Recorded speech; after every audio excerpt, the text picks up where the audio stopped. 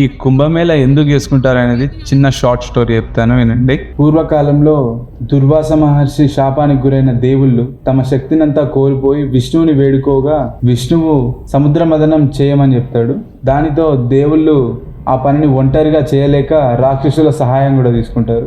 రాక్షసులు దేవుళ్ళు కలిసి సముద్ర మదనం చేస్తుంటే అమృతం పుడుతుంది. ఆ అమృతాన్ని విష్ణువు తన వాహనమైన గరుడకి చేస్తాడు. అప్పుడు దేవుళ్ళకి రాక్షసులకి భీకరమైన యుద్ధం జరుగుతుంది. 12 రోజుల పాటు దేవతలకి రాక్షసులకి యుద్ధం జరుగుతుంది.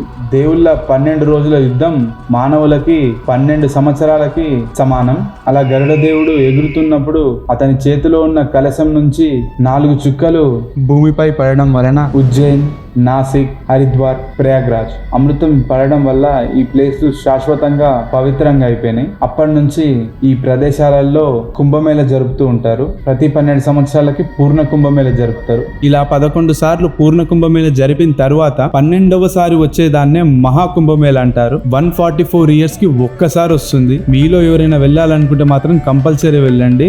చాలా స్పెషాలిటీ ఉంటుంది ఈ కుంభమేళకి. డెఫినెట్ గా మిస్ అవ్వకండి. Once in a life time experience. Compulsory వెళ్ళి ఒకసారి ఎక్స్పీరియన్స్ చేయండి.